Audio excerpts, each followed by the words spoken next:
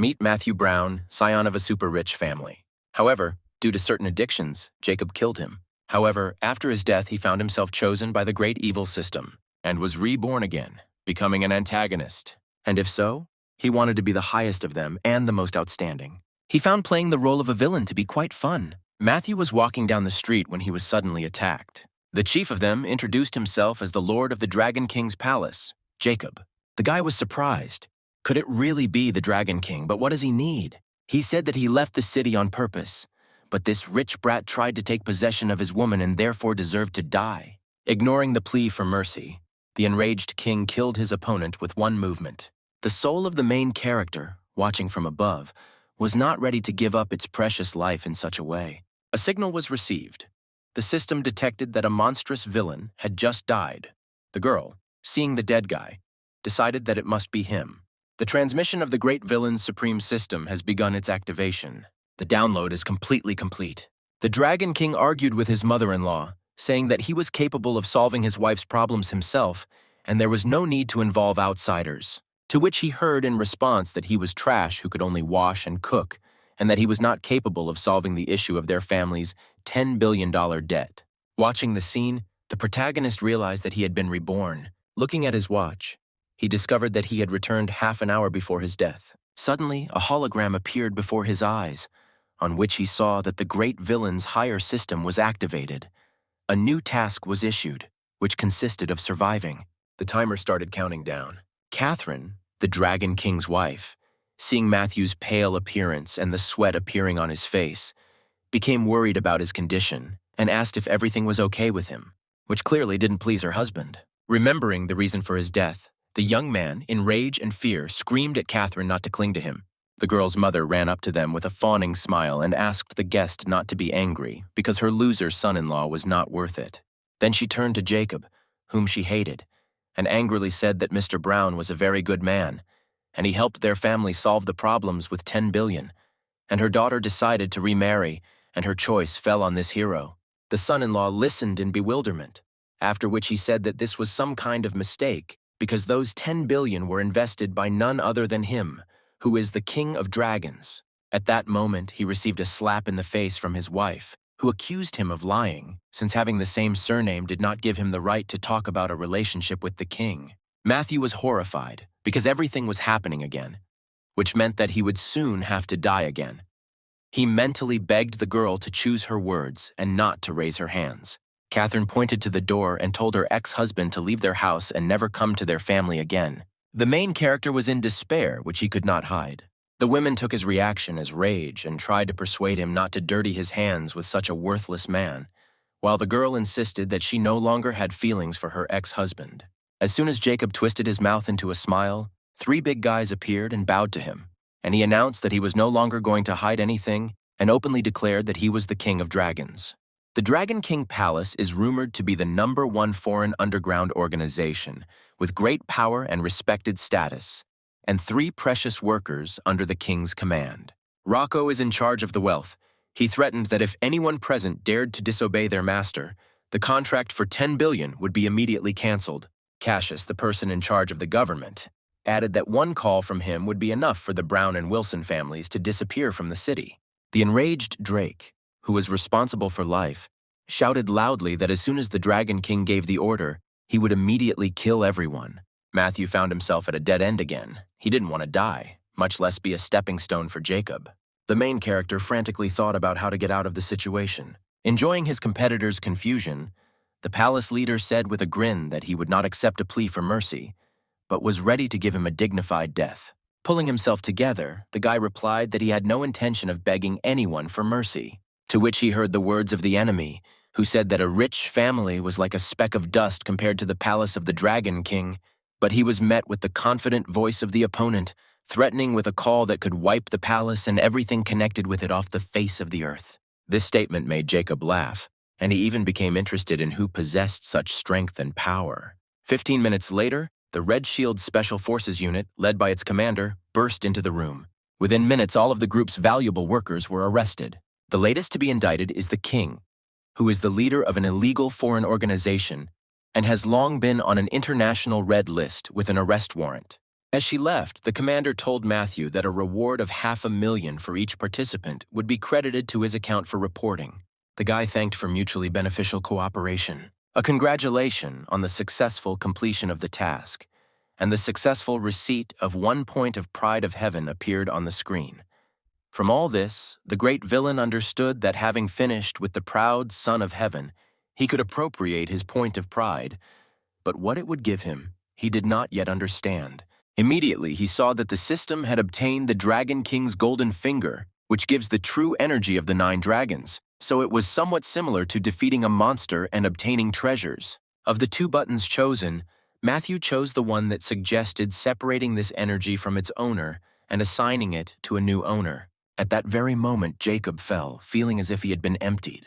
Having embraced the king's wife, the main villain was glad that he was able to avoid his death and remain a winner, and the girl was afraid to move because Matthew was able to defeat even the powerful Dragon King.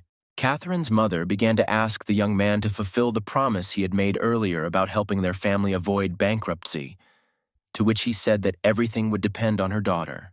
Thinking that the salvation of the family depended only on her, the girl understood the need to do whatever the rich gentleman wanted. She considers him to be frivolous, perverted, cruel, and arrogant, which means her life is ruined. Nevertheless, she took all her will into a fist to hide her hostility, and quietly uttered a request to save their family, to which she heard consent, but only if she fulfilled his wish. At the moment when she was wondering what exactly he meant, Matthew saw the degree of her disposition towards him as -100, which characterized hatred. But the new side quest said that the villain must capture Catherine, and it will be completed when the degree of affection reaches 90, and the reward for this is 1 point of heavenly pride, business talent. How to achieve this if it is negative now? The poor girl was ready to do anything for the sake of her family, and so she closed her eyes and prepared for the kiss. Looking at her, the main character angrily said that it must be difficult to fawn over him while experiencing such strong disgust. But Catherine shook her head in fear, denying his guesses. He accused her of deception and announced his new decision. Now the talk was that he was ready to buy out their corporation for $10 billion. The women stood in shock from such a statement. The level of disposition dropped to -120, and the smug Matthew casually said that he was giving them time to think everything over, after which he was waiting for the beauty to sign the contract. The system began to give a warning signal about a sharp drop in the indicator, urging the owner to change strategy, to which he replied that he knew better how to deal with women. A red sports car pulled up to a huge villa on the coast. This is Matthew returning to his home. Standing at the gate, he began to call Elizabeth. She didn't hear because she was cooking in the kitchen, and just then she cut her finger. Without waiting, he entered the house, where he was met by a nice girl who apologized for not having time to collect water for bathing, as she was not expecting him so early. The degree of location is 90, which corresponds to the feeling of being in love, and fear at the level of 80 indicated fright. Having seen the numbers, the main character was sincerely surprised that Elizabeth was really in love with him. But he did not yet understand what this fear was and what it was connected with. Then he noticed something wrong and asked what was wrong with her hand. The girl cowered even more in fear and quietly said that everything was fine, there was no need to worry. The young man remembered how cruelly he treated her one evening. He yelled at her, told her that he was not in the mood, and that she should come to him immediately to relieve his tension. Her frightened and horror-filled eyes appeared before him. Having gained the experience of resurrection, he looks back at what he did before, and it turns out that he fully corresponds to the role of a villain assigned to him. Trying to defuse the situation, the guy asked to prepare a meditation room for him. The girl obediently went to do what she was told, and Matthew looked after her and thought that in gratitude for her sincere love, he would treat her well and would not allow her to live in fear, despite the fact that he received her as payment for a debt. Left alone, he began to practice meditation. The heroine, who was watching him, was happy with her unmistakable choice. She was pleased with such a speed of cultivation because it spoke of a special gift that this man had. Then her gaze fell on the pendant hanging around Brown's neck. She thought that this piece of jade was a good place to hide from the inspections of the wandering gods. After finishing the meditation, Matthew noted the great power of the 9-dragon energy that he received. With its help, he cleared the bone marrow, tendons, and calmed the body. Probably the harmful impurities were removed from the body, as written in the book. Seeing that the owner had finished, Elizabeth timidly offered him some soup. In response, the guy began to brag about his body to her, saying that it was probably hard for her to resist something like that. But seeing the girl's embarrassment, he started eating the soup, saying that he was just joking. Here she began to ask to let go of the girl he had brought the previous night, because this girl's older brother was a soldier and would take revenge. Her voice was excited. Eliza was sincerely worried about Matt, who in turn was calm and did not understand what they were telling him, and therefore got ready to take a shower after practice. The sweet, kind girl wanted to believe that her master would no longer do evil. Coming out of the shower, the main character still couldn't understand who Elizabeth had just been talking about. Approaching the mirror, he saw in the background a bed with someone in it. There was a girl sleeping in the bed, but the owner of the house could not remember who she was or where she came from. He guessed that his devoted Eliza was talking about her. Little by little, he began to remember the evening before, how they were relaxing in the club where his guest worked as a dancer. This time he was with Lucas, who is one of the 4 rich young lords of the city, with whom they discussed Sophia, saying that at first glance she looks like an innocent newcomer and she doesn't belong here. He didn't expect that his friend would actually send the girl to him. The approach of the Pride of Heaven, the King of Soldiers, has been detected, and the system has issued a task to survive. He rushed to the monitor, through which he could see the entire perimeter of the house. Indeed, someone has invaded his territory and is quickly dealing with the guards. Matthew watched as his men became fewer and fewer one by one. The fighting qualities of the uninvited guest were off the charts. Having finished with the last one, the fighter looked around the area, deciding where to go next. His aggression level was at its highest, and the villain decided that this time things were much more complicated. Meanwhile, Mason had already entered the house and also quickly dealt with the security guards on duty inside. He screamed furiously and called for the coward Matthew, who had just come down to him with a question about who had the courage to break into his house, to which the soldier king replied that he had come for his little sister, Sophia. The enraged brother threatened that if even one hair fell from his sister's head, he would promise a painful death to this rich freak. But the main character, not wanting to show horror and fear, asked who this hairy guy was who dared to shout and threaten him. Even more enraged, the warrior rushed at Matthew with his fists like sledgehammers. He in turn reflected the blow. He just wanted to test the power of the energy of the 9 dragons. The main character was impressed by this power, because if he were the same, he would have been knocked out with one blow. Here he was overtaken by a second attack, during which Mason admitted that he did not expect the weakling to take the blow. Apparently, he was still stronger than the rest of the rich, useless kids. But that doesn't give him the right to touch his little sister. It is not known how and when it would have ended if the girls had not appeared in the room, one asking her brother to stop, and the other screaming that he had misunderstood everything. The brother demanded that he explain everything before he killed this rich offspring. Sophia told how she'd been bullied by bad guys the previous night. Elizabeth had saved her, and Mr. Matthew had nothing to do with it, and she had just woken up and no one in this house had harmed her.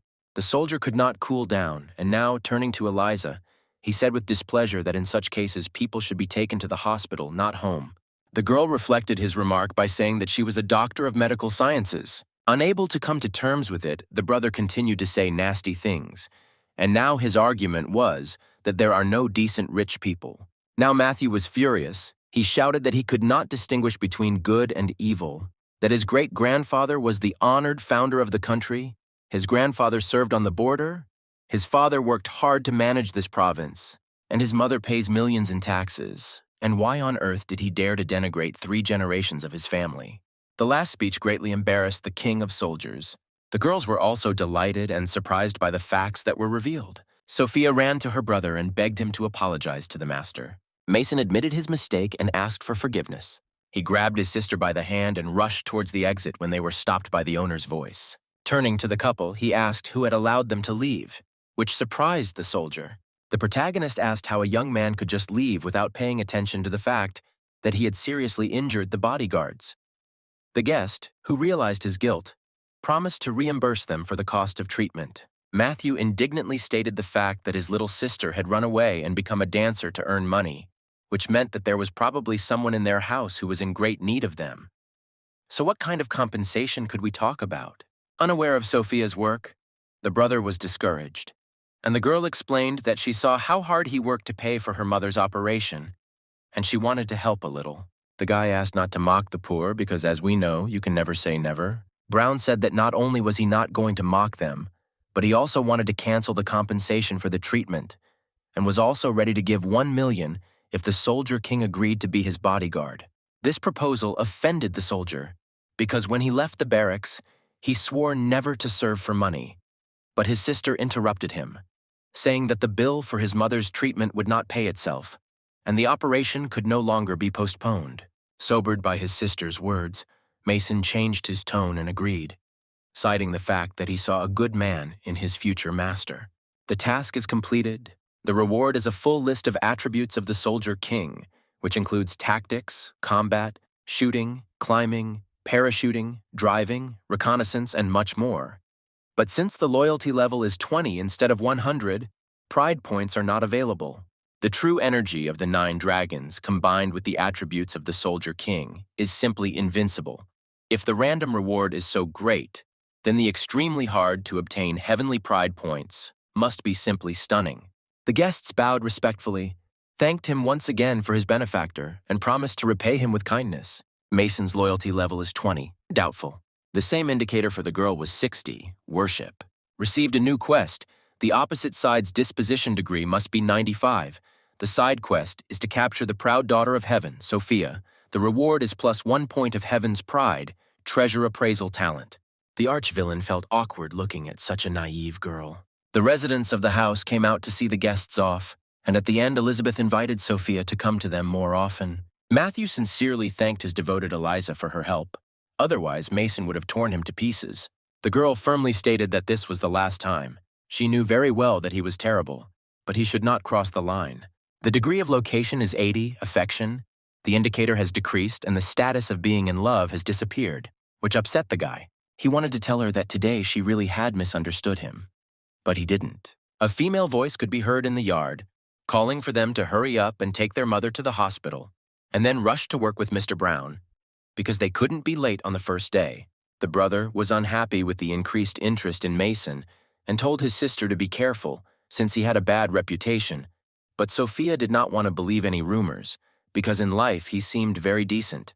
A loud crash interrupted their conversation. Austin arrived with equipment and was going to demolish the building because the deadline for moving had expired, and he was ready to bury those who had not managed to move out in the ruins. The Soldier King was not frightened by such words. He offered to come out those who were ready to demolish the building in his presence.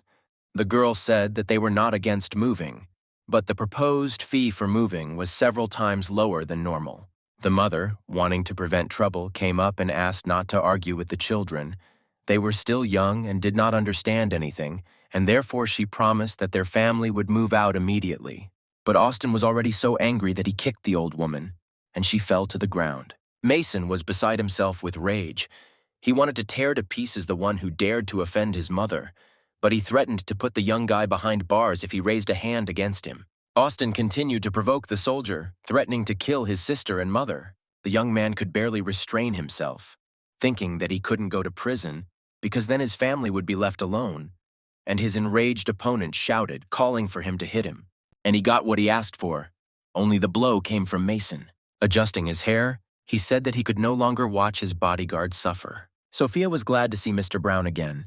When asked what he was doing at their house, the main character replied that he could no longer wait for him to show up for work and decided to visit him himself. Austin, who had woken up from the blow, jumped up, looking for the one who dared to hit him. And what was his surprise when he saw Matthew?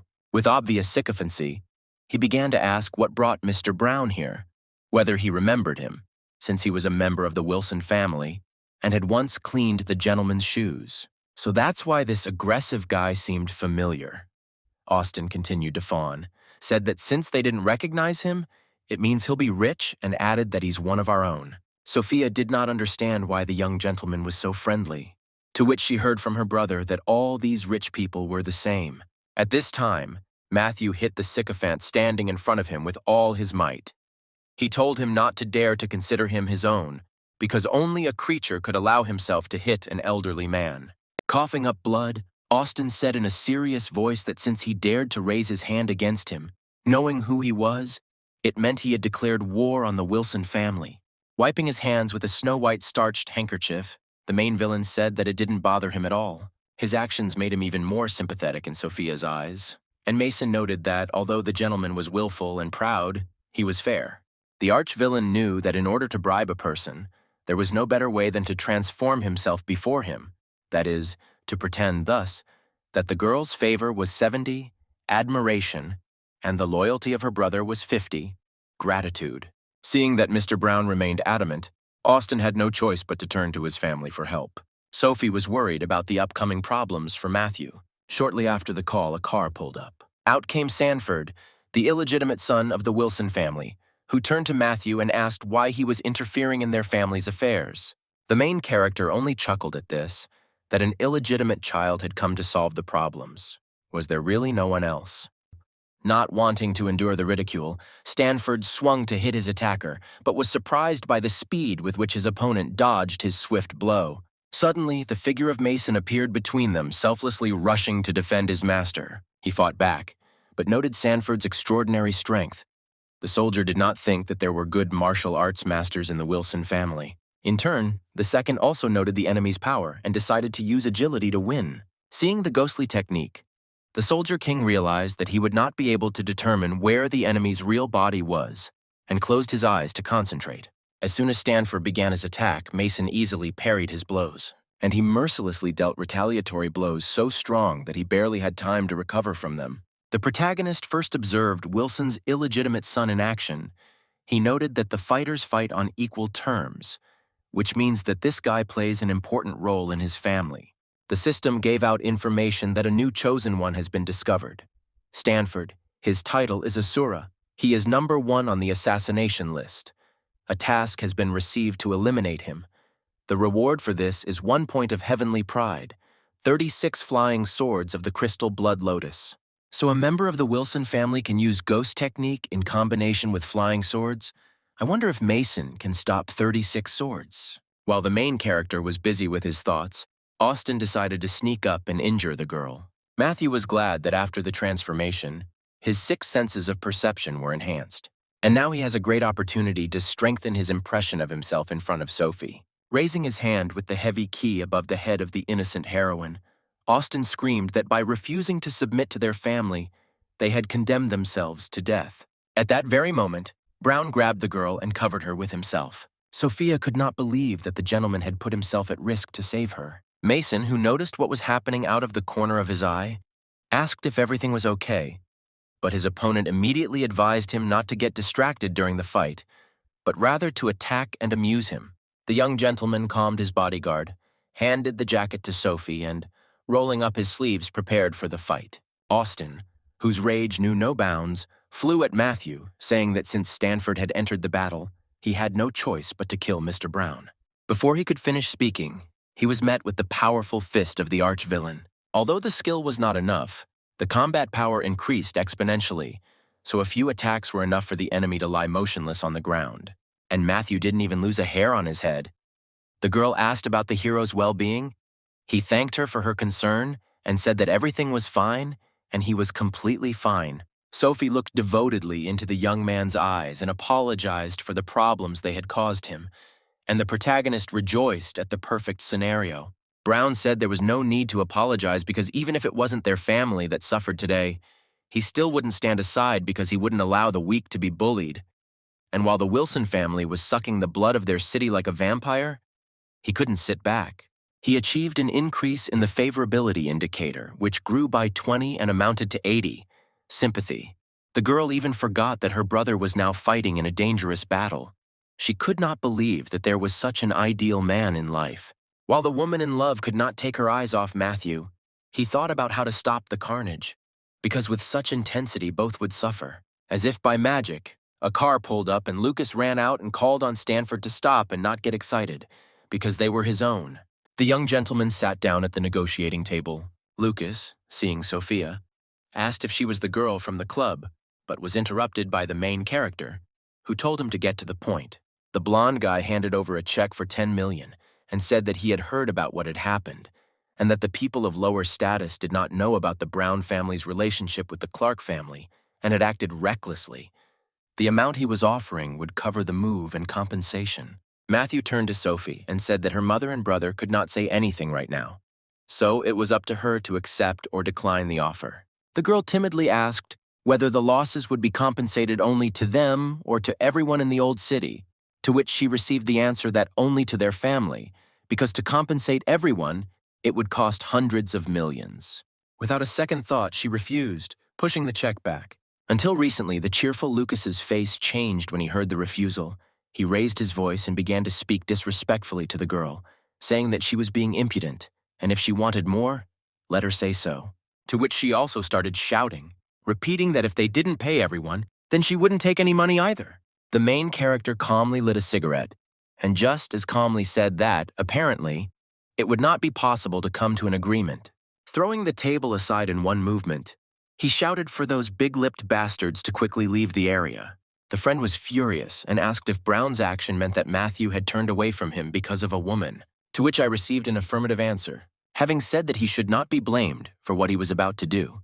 He turned to Sophia and asked if the silly girl thought that their meeting with Matthew was an accident. In fact, Brog had his eye on her and asked him, then still his friend, to send her to his bed. The main villain hated his former comrade because he was ruining his plans and strategy. With tears in her eyes, the girl asked to tell her if what had just been said was true. Based on past experience, if he confesses, he will get a slap in the face, and if he doesn't dodge, he will be able to make her fall in love in 10 seconds. Looking her straight in the eyes, he replied that it was true. Calling him shameless, Sophie slapped him in the face. After waiting a little while, he began his speech, in which he spoke of his feelings, that on the evening when he saw her, his soul never returned to his body. With an innocent look, he continued that it would have been better if he had not gone into that nightclub that day and met her. The girl listened with her mouth open to the fact that then he could sleep peacefully. And besides, he would not have gotten involved in this story with moving due to demolition. He would not have gotten injured.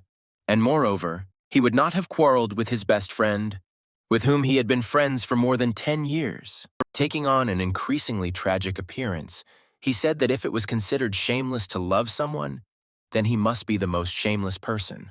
Of course, Sophie could not resist such words and asked for forgiveness. The degree of disposition is 90 love, and the arch-villain was incredibly pleased with himself. Mason then came up and asked if the Wilson family had left. Fearing that her brother would suspect her feelings, the girl, saying that she was late for school, hurried to leave. But her brother noticed her face, red as a boiling kettle. Matthew asked if Sophia was still going to school, and was told that she was studying cultural relics appraisal at the city university, and that she was supposed to be on an internship these days. The bodyguard thanked the boss for his help. The gentleman approached him, asking his opinion about today's incident. Clark shared his suspicion that something was not right here, and in his opinion, suspicious. Matthew reasoned out loud that Stanford had acted prudently in the fight. Every step had been well thought out, so it was not clear why he had attacked him so recklessly. The fighter agreed with the boss's observations. Given the opponent's calculation, it was unusual for him to attack an influential person without understanding the issue. It was more likely that Stanford wanted to provoke an attack on the Wilson family. Yes, it seems so. And for Matthew, this is a good reason to quarrel with their family. The illegitimate son came with bad intentions, and the fool Lucas will not be able to compete with him, which means that problems are coming in the Wilson family, and therefore it is now advantageous for Brown to deny his connection with them and watch from the sidelines. Mason was surprised by the wisdom of the gentleman, whom he had recently considered a stupid rich weakling. Loyalty level 60 respect. Brown asked Clark if he thought he could win if Stanford fought him to the death, to which the soldier replied that they were equal without weapons. But he had calluses on his fingers, which indicated that he was using a weapon, but he couldn't figure out what kind yet. By answering that these weapons were throwing knives, the protagonist gained even more respect from his interlocutor, who now considered him a Superman. Stanford's pose was indeed ideal for throwing knives. The best way to combat this type of weapon is to use a pistol, but firearms are now so closely monitored that it is unclear how to get one. As he left, Matthew promised to take care of it. Reminiscing about how they used to relieve themselves from the bridge as children, Stanford and Austin talked after a long separation. The illegitimate son sympathetically said that it must have been hard for his brother to live in the Wilson family all this time, to which he heard that he owed his life and therefore was ready to do anything for him.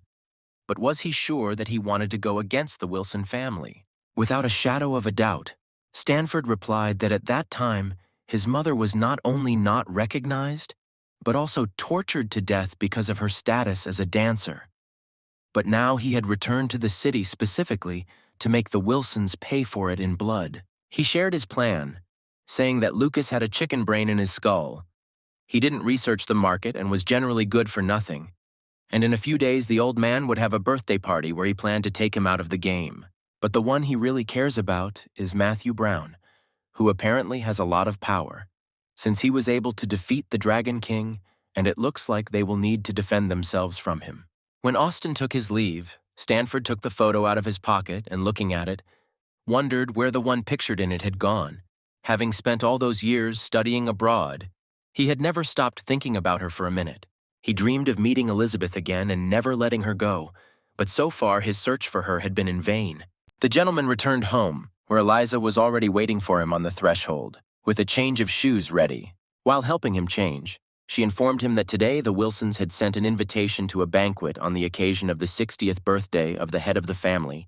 Matthew decided that they would go there together, and he added that there was no more than half a month left before the expiration of their contract, so by that time she would probably be free. He remembered how her father had given her to him as his girlfriend for 3 years, and he was grateful to her for her care and would release her in accordance with the contract. Tears welled up in her eyes, and she said there were 14 days, 8 hours, and 42 minutes left until the end. The birthday party arrived, to which Matthew Brown was invited, and he came with Elizabeth. From all sides, whispering voices were heard that the young gentleman had come with his bride, that she was beautiful. She was unhappy and complained to her companion that people were talking nonsense about them, but when he asked her if she didn't like it, she quickly replied that everything was fine. But in her head, she was wondering how she could possibly like being called Mrs. Brown when she was going to be leaving his house very soon. Lucas, accompanied by Catherine, approached the young couple.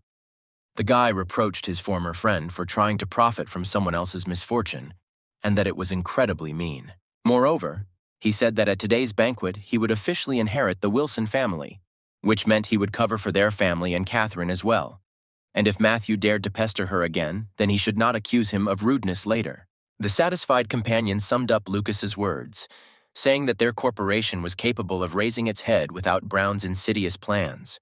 To their fiery speeches, the main character only condescendingly replied that it would take only a little time before they would kneel before him again, begging for help, to which they said that they would rather die than ask him for help. And the Dragon King's wife, who hated him, promised that she would never bow down to a bastard like him. The gong sounded, signaling the beginning of the ceremony. Spencer Wilson, the head of the family and the hero of the occasion, expressed his gratitude to those present, and saying that at his age his health was deteriorating, asked that the fact of the transfer of his power to his son be witnessed today. Pointing his finger towards where the 2 boys were standing, Lucas, the firstborn of the main wife, and Stanford, his illegitimate son. Stanford was appointed the new head of the Wilson family. No one expected such an outcome. Catherine could not believe her ears, and the guests did not understand how an illegitimate child could become the head of the family, even accepting Lucas's worthlessness. Could he really lose his place as heir? Already celebrating his new title in his imagination, the son rushed to insult his father, calling him old and out of his mind, since he had given this position to God knows who. And without mincing words, he said that it was high time for the old man to die. His frantic cry, which echoed throughout the house, was interrupted by a strong blow from his half-brother. He ordered not to be impudent and not to behave like that with his father, especially on his holiday. Matthew noted that his once friend was now acting like a complete wimp. Elizabeth saw Stanford, whom she had not seen since he went abroad, and the protagonist noticed that his companion had turned pale. A new task has been issued to conquer the beloved daughter of heaven, Elizabeth Miller. The task will be completed when the degree of the other side's favor reaches 98. The reward for the mission is 1 point of heaven's pride. The talent of modern medicine. It turns out that the goddess of Asura, Stanford, is Eliza. Aunt Mary rushed to her son's aid, calling the offender a worm, and demanded that he be released. Without paying attention to her age or the fact that she was a woman, Stanford hit her, saying that they were all worms here. The guests, who became unwitting witnesses to the family squabbles, did not understand Spencer's decision.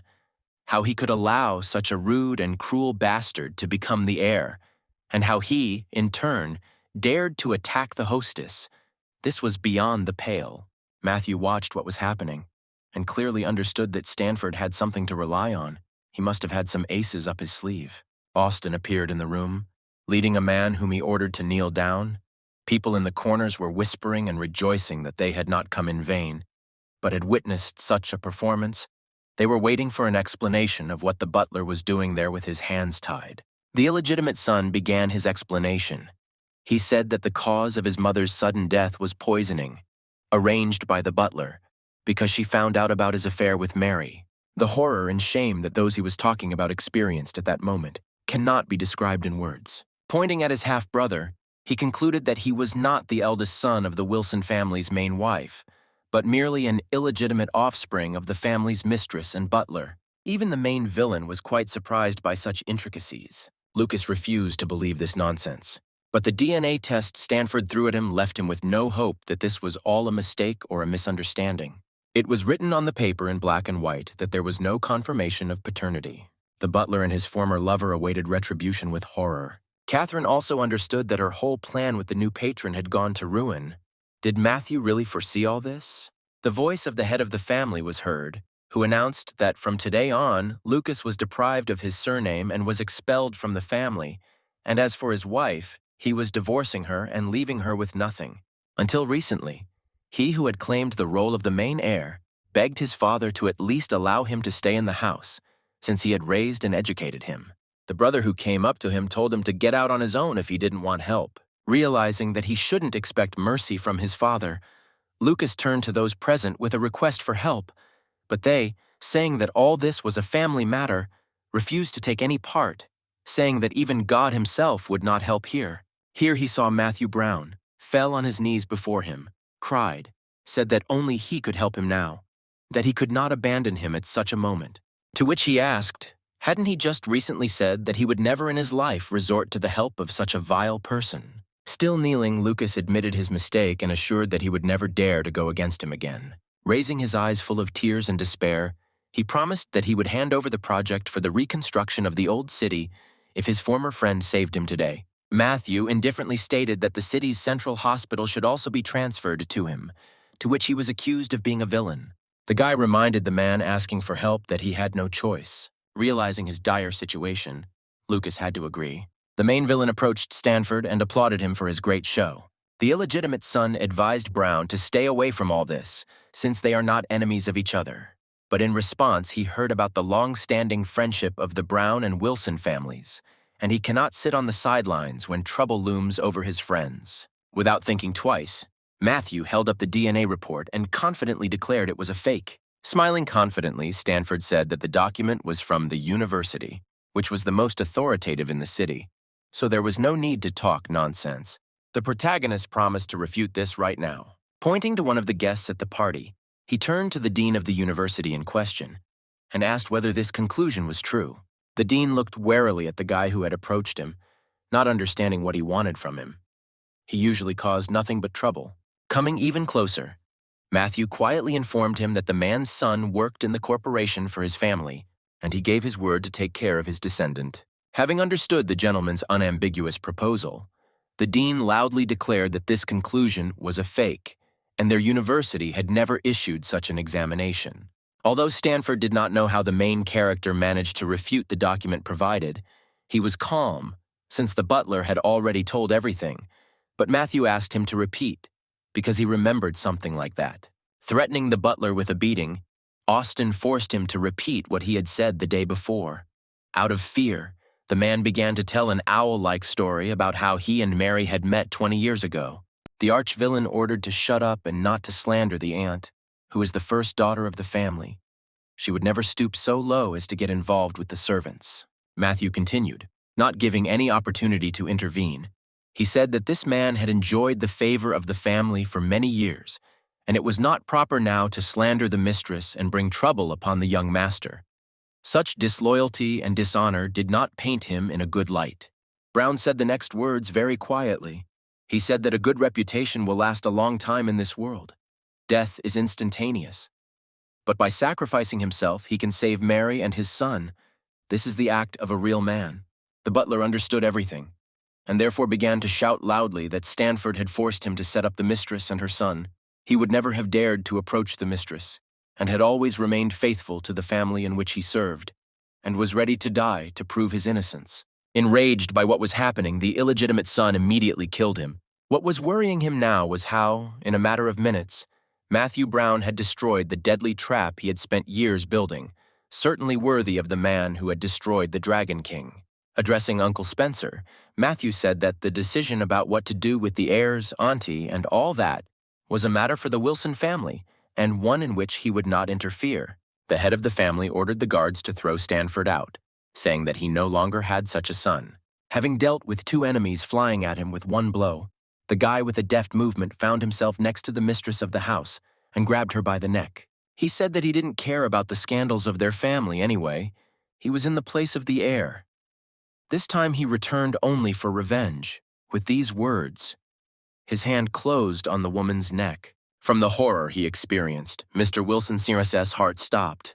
Without an ounce of regret, Sanford disparaged his late father, saying he was so pathetic that he died of fear. He then went to the guy who, as he put it, prevented him from rightfully inheriting the Wilson family.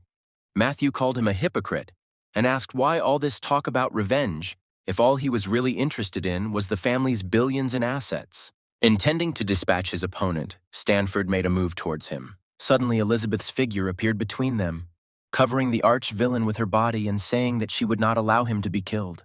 Stanford was at a loss, unable to believe his eyes that the one he had been looking for years was now so close, and for some reason protecting his enemy. And a breathless Austin reported that the Red Shield Special Service had arrived. As he left the room in a hurry, he promised that he would find Matthew and settle the score with him. Brown was also worried about Eliza, who had just saved his life. Lucas, although he was stupid. But it seemed that only he was sincerely worried about the death of his relatives, having become an orphan in one evening, however. His friend said that now was not the time to grieve, because the Wilson family could not remain in disarray, and he was ready to help with the funeral. The grateful young heir threw himself on the neck of his savior. Matt said that he couldn't abandon his friend in trouble because they had been friends since they were in diapers. And then he added that he should not forget to rewrite the project for the reconstruction of the old city and the central hospital to him. Lucas turned to Catherine, saying that after what happened today, he cannot hurt his friend, and therefore their agreement is canceled, and advised her to better obey Matthew because he always gets what he wants. And she is exactly what he wants to get. Realizing her hopeless situation, Catherine accused the guy she hated of setting everything up by passing off black as white, and that his conscience should torment him. Her words made him smile, and he asked if she really thought everyone was stupid and that Spencer didn't know the whole truth, which was that Mary's family was so powerful that if the Wilsons disowned her and her son Lucas, they would face retribution. Seeing the confusion in the girl's eyes, he continued to explain that Spencer was in a hopeless situation, and in order to preserve his fragile reputation, he decided to change the heir. Catherine refused to believe it, saying that Mr. Wilson would never neglect a blood heir to save himself. Matthew explained the family connection from previous generations of families, and concluded that Lucas and Sanford shared the same Wilson family blood. And he asked the girl if she were in Spencer's place. Who would she choose, Lucas, who had powerful support, or Stanford, whose mother was a prostitute? She lowered her head and admitted that she would choose Lucas. Degree of disposition +20, total -20, disgust. As she watched the retreating figures of Brown and his companion, she wondered how this devil knew all this. When Matthew got home, he told Eliza to go in alone because he needed to talk to Mason. The Soldier King asked the master what had happened to the lady. She looked scared and confused the whole way, but the main character said not to pay attention, but rather to look at what he had and opened the trunk of the car. Seeing the brand of the gun, the bodyguard could not contain his emotions. At first, he stroked the box. Memories of the army came flooding back to him. After which, reaching for his weapon, he said, a little disappointed, that he would not be able to boast of his accuracy due to the lack of permission. The miracles continued, and now he had a permit to carry a weapon in front of him. Smiling, Matthew handed the document to the soldier, saying that he had asked his grandfather for a favor, complaining that he was being bullied, which made his guard laugh a lot, as he couldn't imagine how someone like that could be bullied. Elizabeth's scream came from the house. Mason grabbed the gun and jumped onto the balcony in one leap. Bursting into the room, he asked the owner what had happened and why she was screaming, to which she calmly replied that everything was fine and that she did not understand what was being discussed. The owner of the house entered the room and asked from the doorway why the cigarette ashes were outside the ashtray. He grabbed the girl by the hand, waiting for an answer, but she only winced in pain. Pushing her to the floor, the villain pointed to the sea sand on the floor, demanding an explanation of how it appeared there. Seeing that Eliza was not going to say anything, he asked directly if her childhood friend had come here. The girl said that he had misunderstood everything. The arch-villain was outraged that they dared to brazenly come to his house. Using the energy of the 9 dragons, the master instantly reached Austin. Stanford, who had taken refuge under the ceiling, could no longer remain inactive after seeing his brother's death. He came down, his eyes full of bitterness, and his rage knew no bounds. The system began to issue danger signals, reporting that the enemy in the person of Stanford was out of control, and the owner was advised to save himself as soon as possible. The enraged young man, thirsting for revenge, launched his 36 daggers. Matthew decided not to run away as the system advised, but to accept the fight, because this was only the wrath of the pride of heaven. And yesterday, he had already broken through to the 2nd level of the true energy of the 9 dragons. With the help of his body, he prepared himself to receive the flying daggers. Seeing that his enemy had stood firm, Stanford used a bloody strike of 36 flying daggers, hoping that after this his enemy would hardly survive, in which he was very wrong. But the main villain noted the presence of the blessed aura of the protagonist. Continuing his attack, the intruder showed his surprise at Brown's frail body, against which he had to use his trump cards. But he still faces death not only for capturing Elizabeth, but also for killing his brother. And again, Eliza stood up for the master, asking him not to kill him. The man in love with the girl, sincerely not understanding her actions, asked why. Despite the fact that this spoiled rich man had kidnapped her, she was sacrificing herself for him for the 2nd time, to which Elizabeth said that if it were not for this rich man, she would not have lasted until this day, and he would not have kidnapped her. The very thought that his chosen one was in love with his enemy and had cheated on him with him made Stanford's blood run cold, but he still decided to find out if this was true. Poor Elizabeth Miller cried because she herself did not understand what was wrong with her, but she knew one thing for sure. She did not want Mr. Brown to die. Matthew joined the conversation, hearing about the betrayal. He asked the girl if this meant that she had a relationship with an illegitimate child, but she denied their relationship, saying that she always treated him only as a brother. After these words, Stanford accused the arch-villain of stealing not only her body, but also her heart, for which he hates him. And so today he will kill him. With these words, he released the dagger straight into the enemy's head. Mason, who arrived in time, blocked the blow with a shot from his pistol. Dodging bullets, the guy asked the bodyguard why. Being the king of soldiers, he was helping the villain commit crimes. Had he really sunk to the level of a henchman? Without slowing down, the guard refuted the accusations, saying that Matthew Brown was a noble man, unlike the one who framed his brother, killed his mother, and drove his father to death. Well, if the soldier is for the rich man, then that means they will die together. When the king has a soldier in his hands, what can these tiny throwing knives do? After all his attempts, Stanford was left unarmed. He acknowledged Mason Clark's divine aim. With a dangerous enemy at gunpoint, the bodyguard asked his master what to do next. Now Elizabeth began to beg Matthew not to kill the young man, but to simply let him go. The villain grabbed her roughly and demanded that she tell him at least one reason why he should let the bastard go. The girl promised in return to serve him for the rest of her life. Having said that there was no harm in dreaming, he threw her away. He opened the door and told the two of them to get out of his house. He didn't need her since he couldn't forget his old friend. Eliza begged to stay, but Stanford pulled her along, telling her it was time for them to leave. As he ran away, he promised that Matthew would regret his decision to let him go. The quest to kill the Phoenix is 90% complete. Only the skill reward has been received. Skill 36 Blood Lotus Flying Daggers proposed to be copied or removed. By selecting the Remove button, the new skill inevitably began to be embedded into the new owner. While Stanford felt like he had lost something valuable, Elizabeth turned to him and told him to go alone. He asked again the question to which he had received an answer earlier. Was his chosen one really in love with this rich kid? The heroine was against insulting Matthew. She shouted that he was not a rich kid, but the one who saved her at the most desperate moment of her life. When her father gave her up as collateral for a debt, and uncouth men wanted to take advantage of her. She did not know what to do, how to resist them, and was already preparing to accept her evil fate. Suddenly, the instigator loosened his grip and fell. His friends also fell to the floor immediately. Eliza raised her frightened eyes and saw a guy standing in front of her with a bat, who had deftly dealt with those who wanted to do evil to her. While telling her childhood friend about what had happened to her, the girl could not hold back her tears and bitterness, and she turned to Stanford with the question of where he was at that moment. The confused young man did not immediately find what to answer. He could only utter words asking her to forgive him for not being able to protect her. After which, he promised to return and honestly take her from Brown, and also to make up for everything he owed over the years. No matter what he said, Elizabeth knew that there was no way to make up for it. As soon as one disappeared, another appeared. The girl wanted to say something, to explain, but Matthew didn't listen to anything. He headed back into the house, saying that since she wasn't leaving, she should follow him. Following the protagonist, she thought that she had nothing to apologize to him for, but no matter what he asked, she would agree to everything. Entering the room, the young man poured himself some drink, and going up to Eliza, he forced her to drink. Literally right there, the girl got drunk. The degree of disposition became equal to 95 passion. Suddenly, she felt a sharp dizziness. A little regretting that he was only 3 points short of completing the task, Matthew carefully covered her, saying that they would solve their male affairs themselves, and when she woke up, everything would be fine.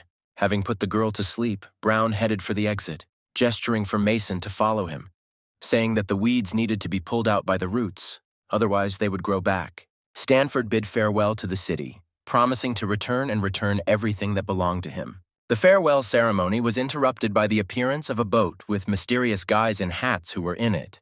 It was only when one of them lifted his hat from his face that the illegitimate son of the Wilson family recognized Mason Brown. He asked fearfully what he was going to do. He had no right to kill, because he promised Elizabeth to let him go. But the villain calmly replied that she would never know that it was he who killed her friend. Accusing his opponent of baseness, Stanford launched a flying dagger in his direction. The main villain knew that he no longer had the power of 36 flying daggers, and therefore stood without even moving.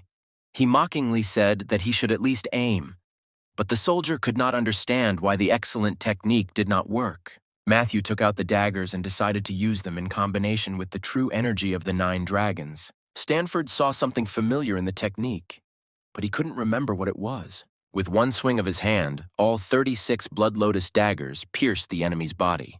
The Soldier King asked when his master had learned the flying dagger technique, to which he replied that he had just now, which gave him even more points, devotion level 80, reverence.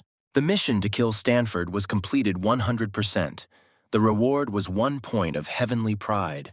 This time, the arch-villain thought that the system was too stingy. Matthew Brown remembered the beautiful girl he saw when he was killed, and it must have been Miss System, and it looks like it's time to develop systemic abilities. Arriving at the House of Spirits, he introduced himself and began to express sincere respect and ask the mistress of the system to incarnate and reveal herself in order to teach her servant. He said that he was saved by her that day, and now he can't stop thinking about her beautiful appearance. And so he asks her to condescend to satisfy Matthew Brown's despicable thoughts. Flying out of his pendant, the beauty appeared before him. She said she had originally planned to wait until he unlocked the royal title, but seeing his piety, she decided to make an exception. Miss System, Barbara Wright, really was very beautiful. Noticing the hero's excited state, she noted that everything was as she expected from the great villain, which left her satisfied. Bowing at his feet, Matthew asked the lady to reveal to him the hidden functions of the great villain's system, for which he promised to be eternally grateful. With his request, he greatly angered Barbara, who said that he wanted too much.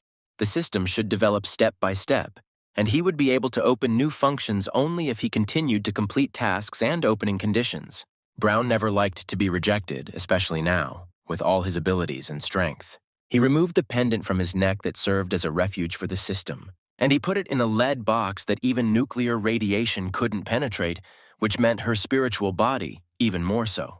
It is a specially made black curtain through which light cannot pass, and her spiritual body is like light. No matter how hard the girl tried, she couldn't get through the walls. Even her request to the 3 sacred mountains and 5 peaks to borrow her energies to pass through the obstacle was not successful. The villain's voice behind her told her not to waste her strength in vain, because he had specially poured liquid steel under the ground and above her head for her, and now it was an impregnable fortress. And the best thing for her to do is to be a good girl and open all the functions. Even the system itself did not expect such impudence and promised that he would pay dearly for the insult. The girl disappeared. The villain realized that she used the invisibility technique, but he was also sure that there was something else in this system.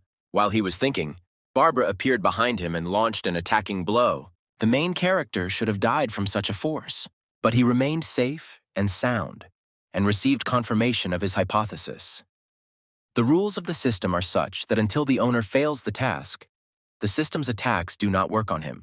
He addressed the girl with a warning that if she did not appear before him, he would take more severe measures. Seeing that she was not making contact, he promised to demonstrate the full power of science. Setting the temperature control to maximum cold, he explained that when the temperature reached 0, everything in here would freeze, even the lights. And since Barbara is not made of just light, the extremely low temperatures are enough to make her show herself. Everything happened according to the villain's plan, and as soon as Miss System became visible, he tied her up and took out torture instruments. While heating one of them, Matthew said that it turns out that Miss Wright is also just a system administrator. Threatening with a red-hot object, he asked what exactly this supreme system of the great villain wanted from him. Out of desperation, the girl began the story. In fact, it turned out that Matthew Brown became the reincarnation of the Emperor. She, Barbara Wright, is here to help him return the throne of the King of Men. Having intimidated Miss System, he demanded to explain what all this meant. Barbara said that since time immemorial, countless numbers of heaven's favorites have destroyed villains because of their moral principles. So the highest system of the great villain is a concentrate of the resentment of all the dead villains. And her role is to use the system to turn him into the greatest villain and destroy all the proud sons of heaven. Having thrown away the instrument of torture, the main character began to talk about the seductive appearance of the girl. She screamed, saying that he was worse than any villain since he had decided to sleep with the system. Seeing Matthew's seriousness, she begged and agreed to open the hidden functions for him right now. The screen showed the data of the great villain Matthew Brown's highest system, the title of Baron, the talent of a spendthrift, 2 points of heavenly pride, reputation 0, in the skills of the true energy of 9 dragons, 36 flying daggers of the Blood Lotus, all the characteristics of the Soldier King. The store is open. Also, an explanation was given for the 7 titles of the great villain rank: Emperor, King, Duke, Marquis, Count, Viscount, and Baron, which can be increased by gaining Heaven's Pride points. Brown understood everything except what reputation meant and how to earn it. Barbara explained that reputation can be exchanged for goods from the store, and points can be earned by making people bow down to or fear him. At the villain's request, the system displayed items from the store: the elixir of enhancement, the elixir of recovery, the elixir of healing, antidote pills, a time-limited technique of passing through walls and X-ray vision, permanent teleportation, and a true golem. Matthew assessed all the goods, but he especially liked the true golem, which could be used as a double of himself in critical moments. Having received the necessary information, the arch-villain apologized to Miss Wright for offending her and expressed his intention to cooperate in the future. In response, I received a strong slap in the face from Barbara. Without taking any action in response, he calmly replied that if this made Miss Wright feel better, then she should continue. The indicators are indignation 60, resentment 80, shame 50, regret 30. Hiding back into her hiding place, hanging around the guy's neck, the girl finally called him a womanizer and said that she did not want to know him anymore. But the young man didn't care. The main thing was that he got what he wanted. Matthew returned home and wanted to rest when the phone rang. A female voice on the phone, through tears, said that she had broken an antique for which they were making him pay, to which he indifferently advised him to pay for what she had broken. But when he realized that it was Sophia, his voice and reaction immediately changed. He excitedly asked where she was and promised to come right away. While he was on the way in Patterson's antique shop, the owner of the shop was yelling and insulting a girl, calling her clumsy and accusing her of not catching a wine cup that was worth a lot of money and for which she now had to pay. Sophie tried to say that she hadn't touched the cup. It was Mr. Andrew himself who had dropped it. Becoming even more furious, he swung his arm to hit the culprit. But he was stopped by Brown, who arrived in time. Turning to the guy, the shop owner angrily demanded to know who he was and why he was interfering in the affairs of Patterson's store. Mason's hands were also itching. He wanted to quickly punish the bastard who dared to raise his hand to his little sister. But the main character told him not to get excited and promised that he would figure everything out himself. He turned to the frightened girl and gently asked her to tell him what had happened.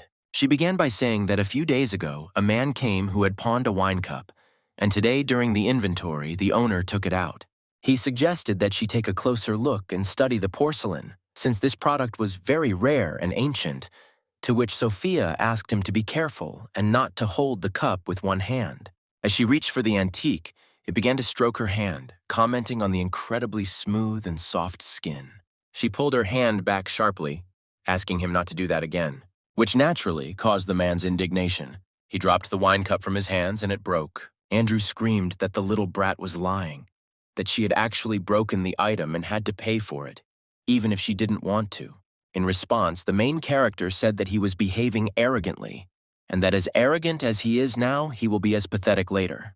The whole thing was being watched by streamer Emma Diaz, who secretly launched a live broadcast and commented that the girl who was being bullied had called two handsome guys and it seemed like a fight was about to start. Received the favor of the Soldier King's sister, reputation plus 1 point. Here he noticed a secret filming that was to his advantage. He had an opportunity to earn a reputation. Turning to the owner of the shop, he asked a reasonable question. Don't they have a camera in the shop, the recording of which can be viewed and everything can be found out? Andrew replied that unfortunately it was broken. Seeing the guy standing behind him, Matthew called him closer, but he fearfully asked not to ask him about anything, saying that he had not seen anything. Then the main character put 2 large wads of money on the table and promised that if the boy told the whole truth, the cash would be his. Knowing how this could all end, the owner encouraged the employee to say what he had to say and not allow himself to be sold out for a small amount of money. The archvillain immediately added even heavier stacks to the ones he already had. And turning to the worker, he said that it could all be his, or he could give it to someone else. While the boy was making a decision, the Soldier King asked the boss why he was dragging his feet. It was not his style. It was easier to just fight, but Matthew advised him not to rush. Meanwhile, the reputation value had already reached 3 points. Having chosen the money, the guy came running with a laptop. He turned on the recording, which showed that Mr. Andrew had broken the cup, after which he blamed everything on Sophia. The owner was horrified and didn't know what to do because this ancient thing was worth several $100 million. Having received confirmation of dishonesty, Matthew gave the order to his bodyguard to destroy everything there. He, who had long been thirsty for revenge for his sister, happily began to carry out his boss's orders. Andrew, who could not stop this chaos, began to threaten the girl, saying that if she did not tell her friends to stop, he would kill her. And again, the valiant Matthew in Sophie's eyes appeared and defended her. Grabbing the offender by the hand, he said that with this hand, the scoundrel touched his Sophie, and even wanted to hit her with the same hand. This means there is no need for this part of the body. One move and the villain's fingers were broken. The girl was once again impressed. She was touched by the fact that Mr. Brown called her his Sophia and dealt with the old man. The degree of disposition is 93, love. Reputation points grew at a breakneck speed. Reputation plus 1,000, reputation plus 2,000, reputation plus 5,000. The main character was surprised how a live broadcast could bring so many points. Emma was no less surprised than him. The broadcast was watched by 40,000 people, and the number continued to increase. With an audience of 18,000, she became popular. The comments poured in so fast that it was impossible to keep up with them, and the streamer was worried about whether to call the police, because this didn't look like a setup, and the man's fingers were really broken. Through the piercing pain, Andrew continued to threaten, saying that all of this was the property of the Patterson family, and when they found out about what had happened, they would drown every single one of them. In response, he received a blow to the leg.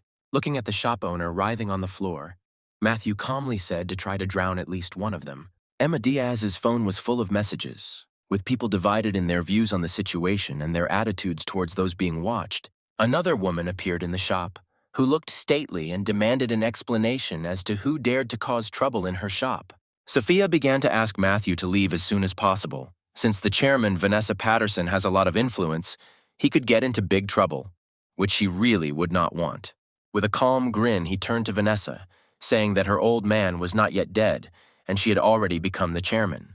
A confident Mrs. Patterson responded in the same tone, saying she was surprised that the dog, Matthew Brown, was still alive. Smiling, the young man hugged the young woman, saying that he missed her to death, but she only smiled and said that she would never believe this spoiled brat who could pull the wool over young girls' eyes, but not her. Only now, realizing that all this time he had been dealing with young Master Brown, Andrew realized that he was finished. It was clear to Sophie that the two knew each other and had an unusual relationship. Having settled herself comfortably, she prepared to listen to what had happened. The young man told a recent story and added that everything he said was confirmed by the camera recording. His man was hurt, and he demands that this be sorted out.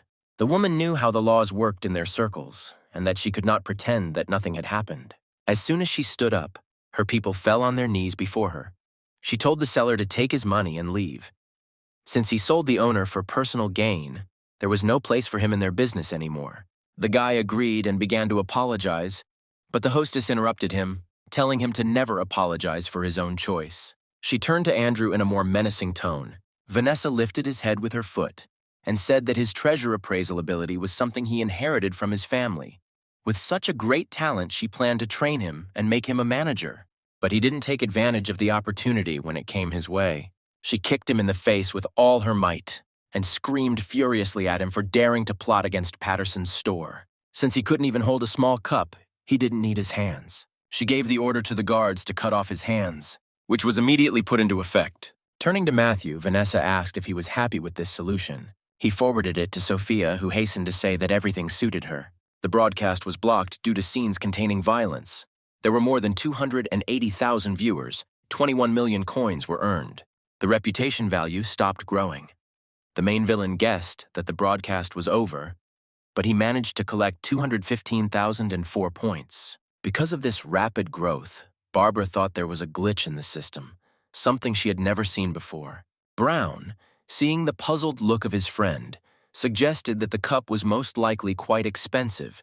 The woman confirmed that 10 years ago it was sold at auction for 280 million, and according to the contract, she must reimburse the amount tenfold.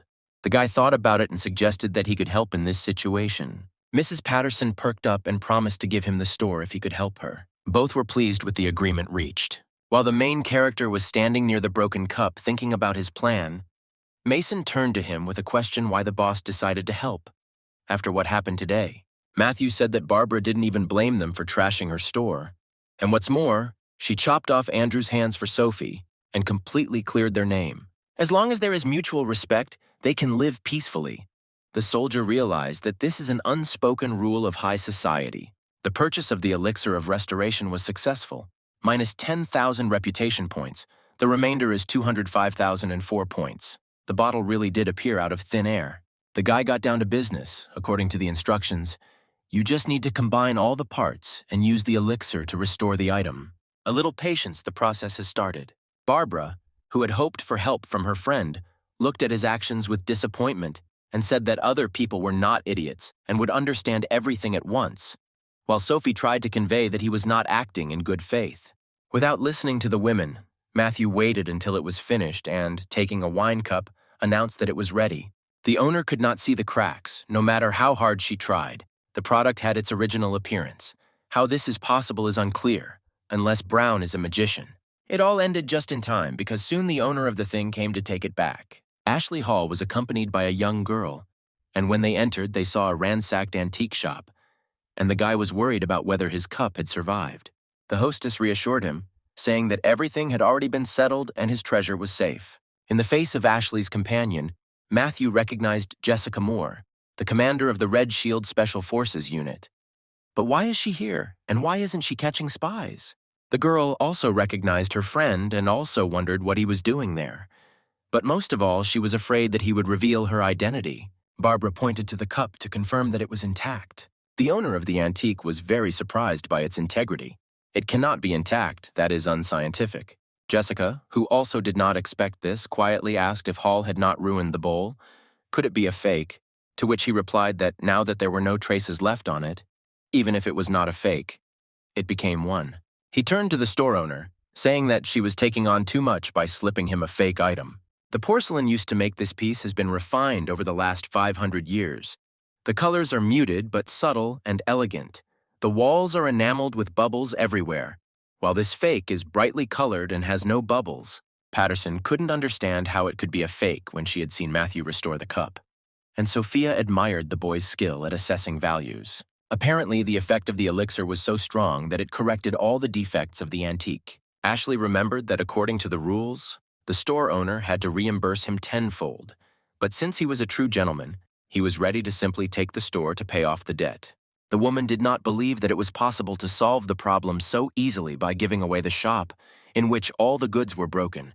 The only thing that had value was the land. After some quick thinking, Patterson decided to take the offer and get it over with, since she would have to give the store to either Brown or Hall anyway. So she decided to take things as she went along. Stopping her impulse, Matthew stepped in and said that the cup was indeed a fake. Satisfied with the progress of affairs, Ashley demanded that they give him the store immediately, since they admitted the fact of counterfeiting. The protagonist interrupted the guy's dreams about the store, saying that confirmation of a fake does not mean that they faked it, because Hall himself forged it. The guy threatened to sue for slander, but the arch-villain explained that there are 19 such bowls in the world, of which only 4 are in private collections. Ashley confirmed these facts, adding that 3 of them are in the collections of famous artists, and only the location of one is unknown, and his cup is the one that was lost. Matthew, having listened to the young man, ordered Mason to go to his villa and bring a bowl for feeding the cats from the nursery in the back garden. The young man took it as an insult to hear that Brown was feeding cats from an antique item, and said that only a madman would use something worth hundreds of millions to feed animals, and therefore, he most likely just had a cheap item from a store. Emma Diaz went live again, updated the viewers, and now everyone is waiting for the cat bowl to be brought. Since there were no scenes of violence, she hopes that the stream will not be banned. And then Clark returned with a bundle. Matthew asked not to pay attention to the dirt. It was just that this thing was given to him by the old man, and since it looked good, the guy decided not to throw it away, but to leave it to feed the cats. Taking a closer look at the cup her brother had just brought in, Sophia confirmed the presence of discrete colors and bubbles on the enamel. Pushing the girl away, Ashley ran up to personally look and check the authenticity. To dispel all doubts, he activated the ability of the red gold eyes and was shocked, not knowing what to do next. He reached for the cup, saying that he would take back the pawned item. But it was not to be, because the main character did not allow him to do this. Because according to the rules, the counterfeit must be destroyed. Seeing that he could do nothing, Hall bowed and headed for the exit. The squad leader was also unhappy, and as she left, she called Matthew a fool who had harmed an important cause. He didn't know yet and didn't understand what important matter was being discussed, but he knew one thing for sure. There was some kind of secret plan here. Outraged that the Patterson family had been deceived by some small-town boy, Barbara ordered the guards to catch up with him, break his limbs, and drown him in the river. But the main character advised not to do anything reckless, since the companion Ashley was with had a special status, and it was better not to joke with her. The woman listened and promised to be more prudent. She handed him the acceptance certificate, thanked him for his help and kindness, and told him not to be shy about contacting her, since she still had influence in the city. Immediately handing the deed to Sophia, Brown said that he was transferring the store to her. When she refused the expensive gift, he asked if she was still avoiding him and asked her to accept it, since she specializes in antiques. The degree of location increased by 1 point, total 94, love. The degree of disposition has increased by only 1. It seems that Sophie is not greedy for money, but the value of reputation has again begun to grow strongly. The girl rushed to hug Matthew, promising to properly manage the store for him. The reputation reached 480,000. The young man saw a girl streamer who was secretly broadcasting and understood why the indicator was growing sharply again. And Emma Diaz was happy that with the help of broadcasts, she could become rich and popular. Sophia could not believe that she had become the owner of a shop. She was incredibly happy. It seemed to her that it was a dream. The brother came up to congratulate his little sister, but in response he heard a shout that he should not dare step on the porcelain. The girl chased after him, calling him Nasty Mason, who had broken so many expensive antiques, and none of his arguments that he was following orders could stop her. Matthew, who intervened in the squabble between the relatives, laughed at the girl's reaction and asked her to cool down. But she could not forgive the fact that in what was now her store, her brother had broken millions of items. Looking slyly at the heated Sophie, the guy showed her a bottle with pink liquid. The main character bought 3 bottles for 30,000 points.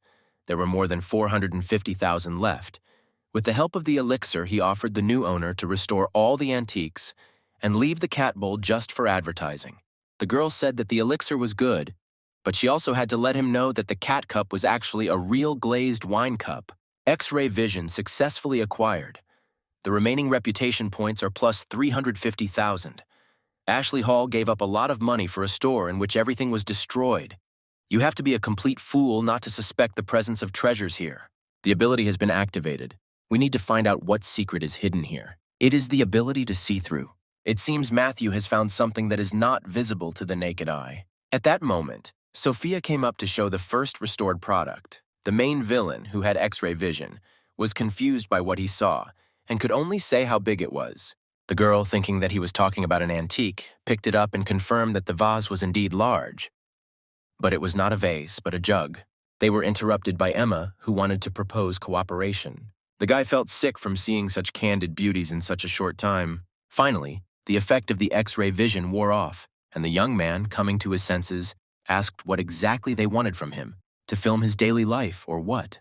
The streamer confirmed his suspicions, offering to split the profits 50/50ths or even 60/40ths, 60% to him and 40% to her. Seeing his thoughtful look and fearing refusal, she hastened to offer 70/30, then 80/20. Receiving no answer, she went up to 90/10 in his favor, saying that was her final word because he couldn't make her work for free. Finally, he broke his silence and asked her if she really thought he was that petty. The girl objected, admitting that she had received hundreds of thousands for just 2 broadcasts. But the guy was not interested in the money. He said that she could film him and take everything for herself, but on one condition. Mrs. Diaz didn't know whether to be happy or not, because she didn't know what he wanted to ask for in return. The condition was that she sign a contract for 10 years and appear at his first call. The only valid reasons for not appearing being illness, an earthquake, and the birth of a child, all of which Brown came up with to ensure himself a stable source of reputation. After a short hesitation, the girl accepted the offer, and those watching what was happening live wrote a bunch of comments. Some supported her, and some thought that she had sold out. Matthew told Mason to stay and help his sister clean up, warning him that he would be back late. But Sophia promised to wait for him. The main villain decided that there were always a lot of people here during the day, so he would return for the treasure late in the evening. Emma was delighted when she saw the cool car. Sitting in a luxury car, the girl continued her live broadcast. Suddenly, the new employer started getting too close to her, which scared her. She begged him not to do anything bad, saying that she was selling art, not her body. But in response, I heard that I thought too much of myself. He just wanted to help me buckle up. Reputation points skyrocketed again. The arch-villain was pleased. The system could not even imagine that the reputation that once belonged exclusively to heroes could be so easily obtained in the era of entertainment and the reign of traffic. This time, Brown decided to take the streamer to a meeting with his team of private consultants who just happened to be gathered here on the riverbank. Model-like girls ran out to meet him, vying with each other to tell the boss that they needed to increase his bonus. He promised each of them that their bonus would be doubled this month. The satisfied but tired protagonist went back out, leaving his consultants in the house. A woman who had not been among the previous ones approached him. Amanda Stewart, Matthew's personal secretary. She told him to stop indulging the employees, since they were only lining their pockets and were running their business chaotically, and now there was too much loss in the stock market. But the owner, still under the impression, said that there is no profit without loss. Amanda then said that Catherine Wilson had arrived today, but since he was not here, she went to his villa. Matthew knew why she had come. Apparently, she had decided to bow her head high before him. He turned to Diaz and said that they needed to go to his house. They didn't go to the car, but sailed on a yacht. Brown's villa has a private pier. Catherine stood on the balcony waiting for the owner of the house. She didn't see him appear, she just heard a voice asking why she was looking for him. Looking at him, she said bitterly that he had won. At the family meeting, everyone unanimously agreed with his proposal to take over their corporation for $10 billion. The answer was unexpected. Matthew said that he had changed his mind and did not need it. Mrs. Wilson was afraid to imagine what else this low man could come up with. $10 billion was already a very low price. But the main character reminded her that it was she who began to cooperate with Lucas halfway through, which spoiled his mood. And now she should think about her behavior. While Brown was filling the glass, the girl was thinking about what to do. Holding back tears, she said she knew he wanted her. Stretching her blouse, she said that she agreed to this. The villain praised her and told her to continue. Emma was afraid that her broadcast would be blocked again for such a video. More than 500,000 people have already watched the broadcast. And now the live broadcast room is permanently blocked for pornography. Catherine stood in tears, her head down, and the main villain said that the most noble and talented girl in the city took off her luxurious clothes, exposing a body that countless men dream about. Mrs. Wilson refused to believe that she was destined to be dishonored by this scumbag. Matthew walked over and threw his jacket over her. He admitted that he really wanted her, but he didn't want to see tears on her face, and wanted her to come to him of her own free will.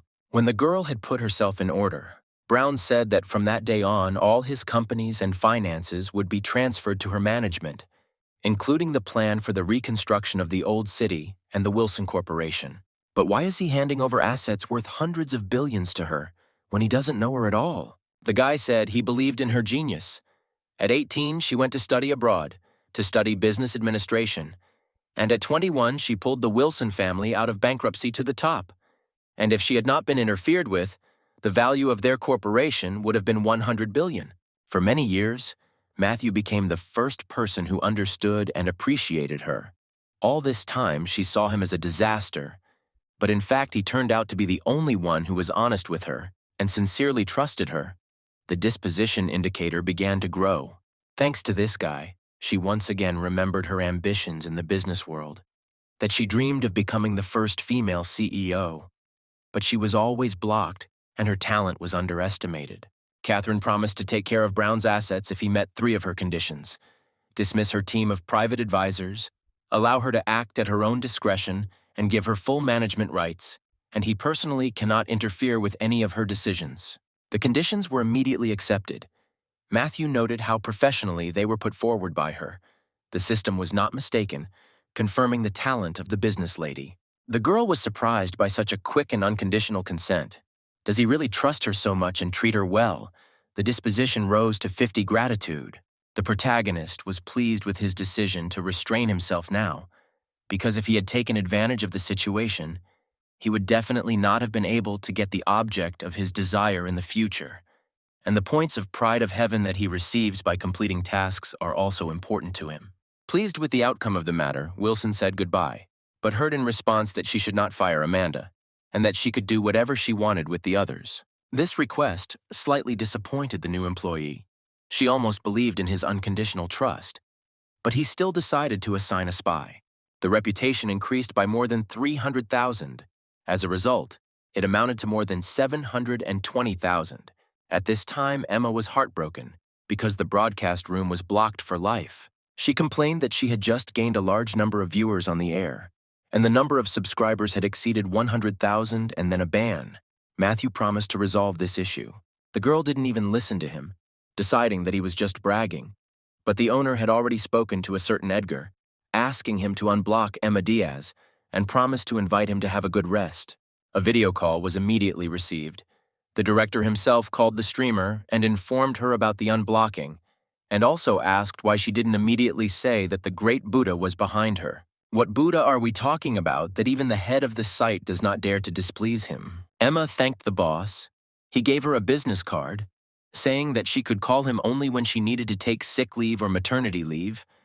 He also warned that taxis don't come here, so she should choose any car in the garage and return it later. As she left, the girl kept thinking about what kind of authority figure she had gotten involved with, if the chief director was afraid of him. Once in the garage, her eyes began to run wild.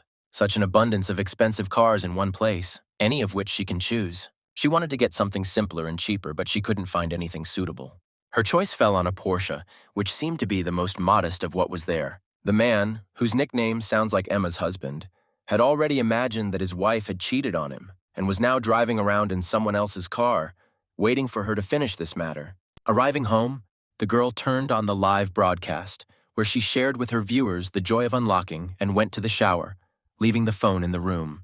Entering the bathroom, she was a little worried that last time a pervert had come to her and tried to break into the apartment, but she calmed herself down because the policeman had threatened him, and he was unlikely to show up again. She stood under the warm streams of water, humming a song, and she didn't hear the stranger enter the room. Viewers saw the uninvited guest and wrote in the comments that Emma was in danger and something needed to be done.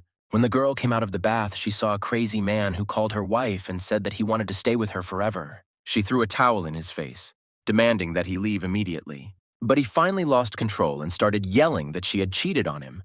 And none of her arguments, that they weren't even acquainted and that she was asking him to just leave, could bring him to his senses. He screamed that he wanted them to stay together forever, set fire to it, and threw the flammable mixture in the bottle.